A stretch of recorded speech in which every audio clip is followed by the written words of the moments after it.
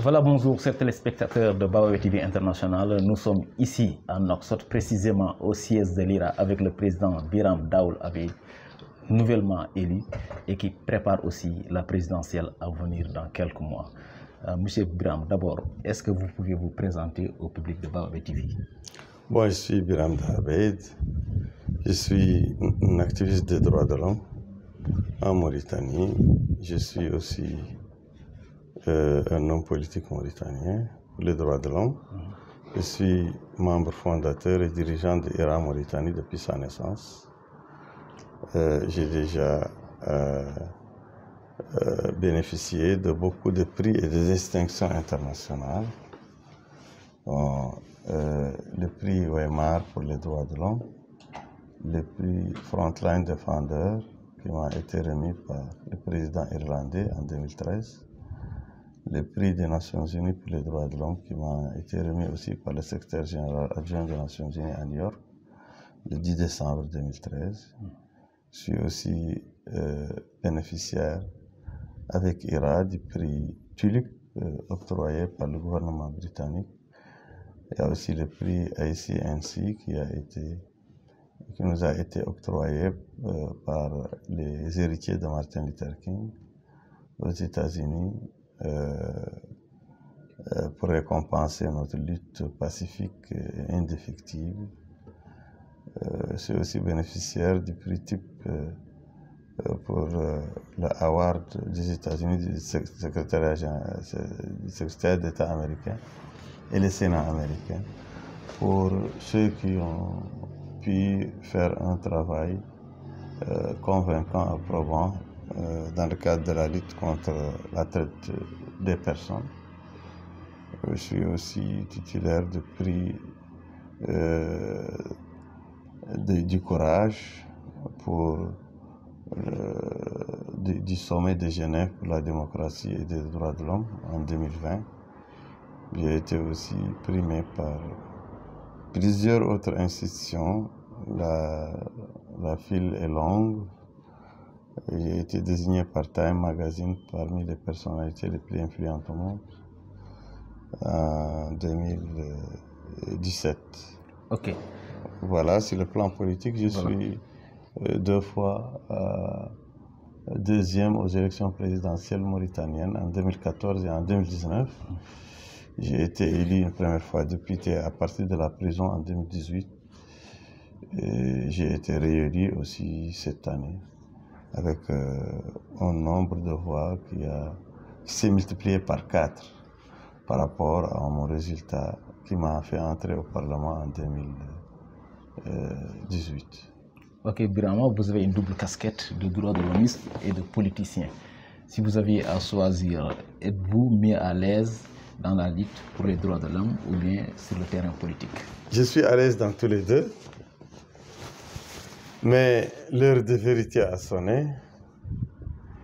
Après ces élections législatives, municipales et régionales de Mauritanie, qui ont connu un niveau de fraude inimaginable, donc l'ingénierie de la fraude, de la malversation, qui a été utilisée par le pouvoir, qui est en panique, ce pouvoir de Mohamed El Ghazouani, ont utilisé une fraude inimaginable, une malversation, une corruption des élections. Voilà.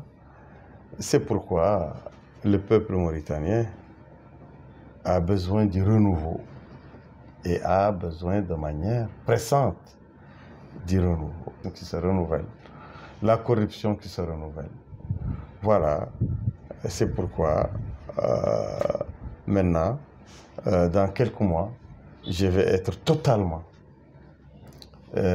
libre pour une action strictement politique, pour les droits de l'homme et pour IRA Mauritanie, qui est une ONG de droits de l'homme, une équipe de mes amis, de mes compagnons de lutte aguerris vont prendre en main et la présidence et le bureau exécutif et les différentes instances de IRA. Ils vont continuer la lutte des droits de l'homme sans accroc. Mais moi, je participerai avec le président Omar Ouliali et d'autres collègues dans le bureau exécutif du parti RAG pour aller à l'assaut de la présidentielle, de la présidence en Mauritanie en 2024.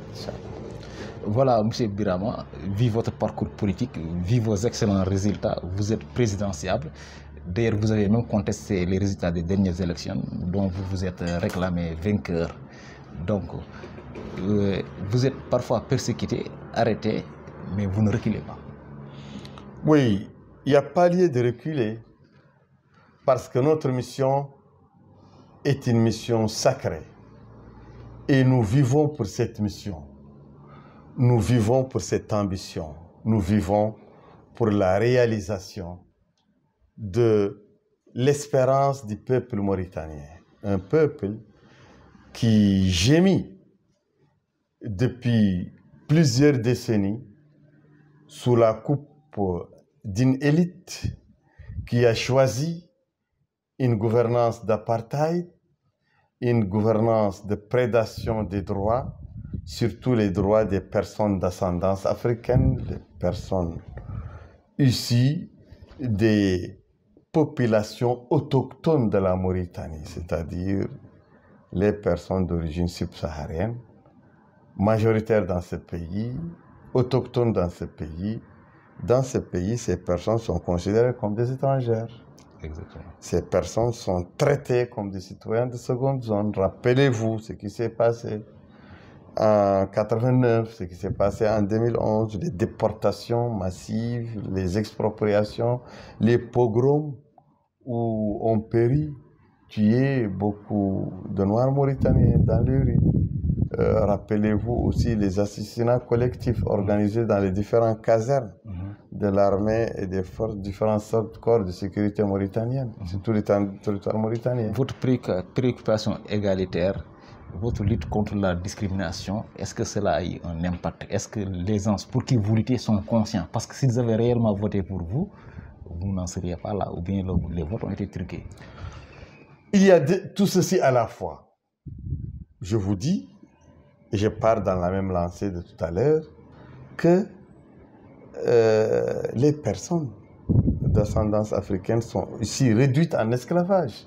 Il y a 20% des Mauritaniens qui gémissent encore sous l'esclavage ancestral entre les mains de suzerains, de féodaux, parmi la communauté arabo-berbère dominante. Il y a aussi l'esclavage coutumier qui fait beaucoup de mal au sein des communautés soninké et poulard. Il y a tout ceci, tous ces anachronismes sont encouragés par l'État. Et en dehors de tout cela, l'État elle-même pratique un racisme d'État contre toutes les populations noires, esclaves ou libres, ou hommes libres. Il y a aussi les richesses du pays qui sont dilapidées.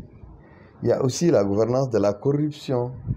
Il y a aussi l'enseignement qui est détruit, la santé. Il y a l'oppression culturelle. Les langues nationales mauritaniennes sont discriminées, sont opprimées. Les cultures nationales sont privées d'être visibles dans les organes officiels, les médias officiels, que ce soit les radios mauritaniennes, les télévisions mauritaniennes. On dirait que la culture est entre les mains d'une seule communauté. On dirait que l'État voudrait, de manière forcenée, faire apparaître qu'il y a une seule communauté qui existe en Mauritanie, alors que cette communauté est minoritaire. Mais ça, c'est un problème de système. C'est-à-dire que les errants du système le font pour survivre. Je pense que vous n'avez pas de problème avec la population blanche mauritanienne. Bon, non. On n'a pas de problème avec la population beydane, la population arabe ou la population berbère mauritanienne. Non. Au contraire, c'est l'État mauritanien qui détient l'État qui essaye de corrompre par un discours pernicieux, par une approche pernicieuse, par de la désinformation, ils veulent, et par des pratiques discriminatoires, le groupe qui domine la Mauritanie, qui la maîtrise, qui est un groupe qui est socialisé et recyclé dans une idéologie raciste, il veut faire croire aux mots que les revendications de droit que font les Noirs ou les Haratim, que ce sont des machinations venant de l'extérieur et qui sont portées par un cheval de Troie qui est la lutte contre l'esclavage, qui est la lutte contre le racisme, pour exterminer les Maures. C'est ça que le pouvoir essaye d'enseigner, c'est pourquoi le pouvoir emporte en bourbe avec lui les inconscients. Beaucoup d'inconscients parmi cette communauté, mais nous pensons que nous sommes en train de battre en brèche cette propagande nocive du pouvoir pour isoler le pouvoir, parce qu'en vérité, même les Maures, les Arabo-Berbères, les Bédans n'ont rien trouvé dans cette gouvernance. Justement, vous êtes nouvellement installé à l'Assemblée nationale et vous me disiez tout à l'heure qu'il y a un blocage. Pouvez-vous nous revenir sur ça? Oui, je veux encore revenir sur une chose. Est-ce que mon combat a été entendu au sein des communautés? Mais oui, le combat a été entendu. Et si nous ne sommes pas encore arrivés au pouvoir à travers les élections, c'est pas parce que les populations ne nous ont pas compris. C'est pas parce que les populations n'ont pas voté pour nous. C'est pas parce que les populations ne nous ont pas préférés au pouvoir. Non, mais c'est parce que cette démocratie bédouine qui fonctionne ici en Mauritanie, cette démocratie contrôlée, ceux qui la contrôlent, ceux qui détiennent le pouvoir, refusent qu'elle soit une démocratie ouverte, refusent que la compétition soit ouverte entre nous et eux, refusent que cette compétition soit transparente. C'est pourquoi nos partis sont interdits. Donc, le parti RAC et le parti FPC sont interdits par le pouvoir. Aussi, il y a les recensements qui sont des recensements truqués en faveur du pouvoir, parce que c'est lui seul qui est maître de ces recensements, notamment électoraux. Et les instances qui supervisent les élections sont des instances aussi dominées par le pouvoir, par les gens du pouvoir. C'est pourquoi, de A à Z, il y a la fraude, la non-transparence, la malversation. C'est pourquoi la majorité est transformée en minorité et la minorité est transformée en majorité par des instances supervisant les élections qui ne sont pas du tout crédibles. Dans ces conditions, est-il possible d'avoir un changement par les urnes, parce que vous vous dirigez vers les présidentielles? Je suis très sceptique qu'il peut y avoir un changement par les urnes tant que le régime dictatorial de Mohamed El-Cheikh Al-Ghazouani continue à abuser du recensement, du comptage des voix, à abuser du vote lui-même, de sa transparence, de séjourner dans un milieu carcéral nauséabond pendant 48 heures ou 72 heures. Je persiste et signe pour dire que tant que le verrouillage de la démocratie, du changement démocratique, du vote pacifique, du changement pacifique, de l'exercice de l'activité politique de manière politique, tant que tous ces paramètres sont verrouillés, le pouvoir de Mohamed El-Cheikh Al-Ghazouani doit s'attendre à une révolte, à une révolution, à une révolte violente et armée. Et moi-même, j'ai dit, et je le répète, que je ne peux pas dire aux populations que dans ces conditions, en allant dans la démocratie de Ghazouani, ils vont avoir ce qu'ils veulent. Mais non, quand les choses restent en l'état, la démocratie, ici en Mauritanie, voudrait dire que le pouvoir va choisir lui-même le nombre de voix qu'il veut et va donner à ses opposants le nombre de voix qu'ils veulent, comme ils l'ont fait dans les dernières élections législatives municipales et régionales en mai 2023. L'Assemblée nationale? À l'Assemblée nationale, on assiste à l'Assemblée nationale à une manière de vouloir réduire l'opposition parlementaire, à vouloir l'intimider, à vouloir vraiment l'écraser. Le pouvoir de Mohamed El-Cheikh Al-Ghazouani ne supporte aucune contradiction. C'est pourquoi un parlementaire maintenant est en train de subir un procès d'intention. Il va, une mascarade de procès, il va perdre son immunité parlementaire dans quelques heures. Il va aller en prison parce qu'il a critiqué et a mis à nu le mensonge du pouvoir, du gouvernement et de la politique officielle. Donc, c'est un précédent extrêmement dangereux et inédit. Donc, les propos des députés dans le Parlement critiquant la politique gouvernementale sont maintenant pénalisés et tous les députés mauritaniens maintenant doivent s'attendre à être mis en prison quand ils critiquent le gouvernement et quand le gouvernement décide de les sanctionner. Votre dernier mot sur Baobab TV? Mon dernier mot sur Baobab TV, c'est l'appel que je lance à la jeunesse. J'appelle la jeunesse à la résistance.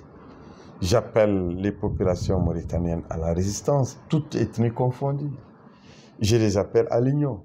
Je les appelle à ne pas se soumettre, à ne pas se résigner, à aller chercher leur droit, à aller arracher leurs droits inaliénables, même si c'est au prix de leur vie, si c'est au prix de leur liberté. Voilà, je vous remercie. Merci beaucoup. En arabe. Bonsoir, chers téléspectateurs de Baobab TV. Nous sommes ici au niveau du Parlement de la République.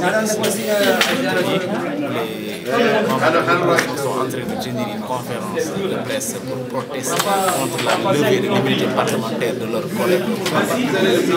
Vous voyez derrière moi de nombreux députés comme Kadja Djamali Diallo, Biram Daoul et d'autres comme Khalil Diallo. Tous ces députés-là ont protesté contre la levée de l'immunité parlementaire. À bientôt les détails sur la BTV. On s'excuse d'abord du retard qu'il y a eu parce que nous avons convoqué la presse pour 18 h. Malheureusement, les conditions ne nous ont pas permis de commencer à temps. Il a fallu attendre ce moment et on s'en excuse beaucoup. Mais nous nous adressons à vous dans un moment solennel, dans un moment assez critique. Parce que nous avons assisté aujourd'hui à cet acte de levée de l'immunité parlementaire de l'honorable député Mohamed Bouye Cheikh. Rahman Rahim. Jetti Allah no waɗi en julɓe o waɗi en hulɓe Allah yidde nelaɗo sallallahu alayhi wa sallam. ɗon ɓiɗɗo murtannajo fof lurata toon jettiri ɗum Allah. حمدا ولا ولي عبد المسلمين وكان من تجذب النبي صلى الله عليه وسلم.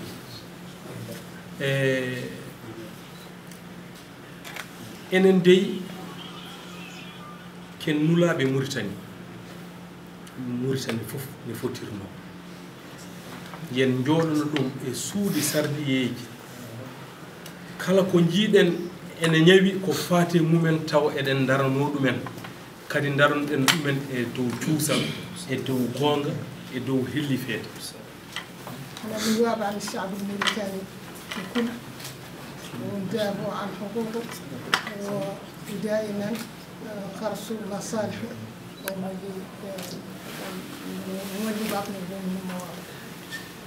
e nder Mauritanie comme ne e doole e nder leyɗeele rende men ɗo e Afrique caɗeele ene keewi ko foti haaleede ko foti régleede ko foti fewneede ko foti firteede ko foti watteede ko foti rewneede laawol.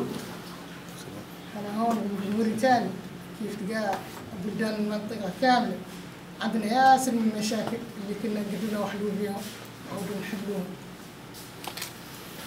ɗum noon so tawi en jooɗima e koye men en kuufi jaagorɗe men holko kaldeten e mumen ko heewi ko wona konnguɗi ɗi peewani. نعود قدام البرلمان ونسأل وزراءنا ولا حكومتنا عندنا ياسر من الشيء بدون نقولوا مع الخصومة. so ɓe mbaɗi ko feewani tan wiyete ko mbaɗɗon ko feewani min ngala hen.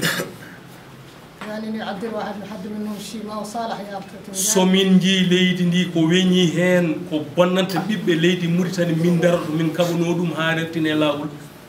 يعني نشوف شيء ما صالح يعدل احنا لا نبدو به kono woni gomdude kadi so tawi a yi neddo haali ko weñi ko feewani kadi wi dum do feewani hayso koye ma jeeya hayso ko an kaldo o yaafno biya ko kalmi ko feewani نشوف مولي حد منا جاي شيء ما يعطي يقولوا يا رسول مولي لا نعود عندنا من قدرة نقولوا على إنه هذا ما ينجح.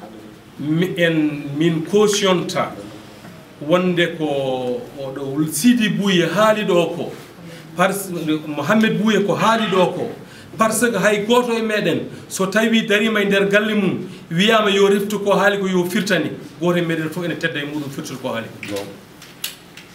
احنا ما مشجعين محمد بويه الخطاب اللي عدل به اللي قال احنا وعارفين ان يرجع لهذا يسول هو ايش قال ما هو يقدر يرد ذاك اللي قال holko foti haalede e parlement kay ko wona gueɗe cewɗe لما البرلمان ما يلتحق joddirimi ko yimɓe hellifaɓe nelaɗo yo ngar jooɗono e ɓiɓɓe leydi mumen وهون لا مسؤولين ومنتخبين وانهم يعطون يعودوا له ياكل له يقولوا لا شيء مسؤول kono noon so tawi neɗɗo oppi lawol ene woodi ne ñawirte يقال احد معدل الخطا يقد الله يسجل زي eɗen jogii règlement ji jooɗaniɗi parlement wonde so tawi kaari oppi laawol njuurnirɗen dosɗe meɗen ñaawenmo e nder dosɗe parlement هون برلمان يمشيون ثم المواطنين شرط البرلمان ماتت عنده حريه في يقول كلام بلين يتكلم وقال لنا مولي بلغنا الرئيس الجمهوريه جاته جماعه وقالت له عنها متوسطه في النائب محمد بويه توقف عنه الاجراءات عنه قال لهم انا محمد بويه ماني مستلزم الاجراءات يا قال ما قد موقفها عنه باللي هو الخيمه كبيره من البيضاء وإذا وقفت عنه الإجراءات خارجة واحدة من حزب الرن من قوم بنا من قالها مريم الشيخ وخارج واحدة أخرى اسم من حد من الموريتانيين اللي نقروا موريتانيا الاسم في جاخو ما قالوا الرد على النادي ما نقول موشي قالوا يقول الاسم اللي قال لي مو من البرلمانيين عن قالوا الرئيس عنه ما هو للحصان رفع الحصان ما يقدر يتراجع عنه اللي مازالوا وحدين اللي يساندوا بيها وعن ذوك الوحدين من يخلى محمد بويه هم متى يقدروا ينسمعوا ولا يقوموا اعراقهم وشرائحهم وفئاتهم يخاصموا ان لابد من يعاقب محمد بويه كانوا هم تعود الطريق سالكه شورهم غير رانا ونحانوا رانا نحانوا السلام عليكم ورحمه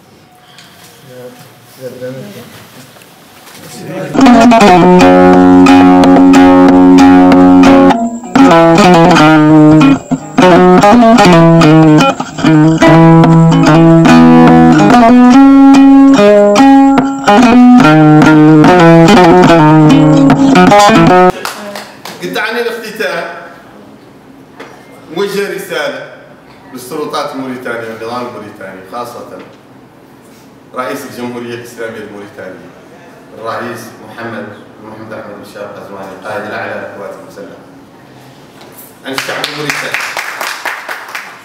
شيء عنده يعودوا الشهداء منسيين وأبنائهم منسيين وصحة أولادهم منسية ودراسة أولادهم منسية وتكوين أولادهم منسية شيء عند الشعب الموريتاني شيء عند الشعب الموريتاني أن يعودوا الناس اللي انجرحوا وجبروا إعاقات دائمة خلال دفاعهم عن الوطن وعن راية الوطن وعن حوزة الوطن يعودوا هم اللي منسيين كلهم متروك للأمراض متروك للحزن ومتروك عبء وعبء حياته عليه هو وعلى ذوي الضعفاء. الشعب الموريتاني شيء عنده عن ملي يعودوا ضباط صف الجنود فاتوا وخدموا الوطن بدمائهم وبرواحهم يعودوا يرجعوا يعودوا قردة يمنهم ويطلعوا ويعودوا في متناول إهانة الناس اللي تشقى هذا لا ينبغي. مطالبين فخامة الرئيس قائد الأعلى للقوات المسلحة عنه إذا بعد الطلب لا يعدل كيف الطلب اللي عدلنا التوقيف المتابعة الظالمة عن أحد النواب الجمعية الوطنية لا يحول بينهم على السماع وعلى التنفيذ وكل المشوشين. هذا يعني مادة ما هي في السياسة ولا تعد في السياسة، قضية فوق السياسة، قضية تعني الوطن، تعني الروح الوطنية والتربية الوطنية للمواطنين المغربيين. دوره يعدل سابق توفى مأموريته هذه بذيك الجاية قد يجبرها وقد ما يجبرها، ما حد له بعد شاب اللي يعاتل عليه هذا الباقي منه.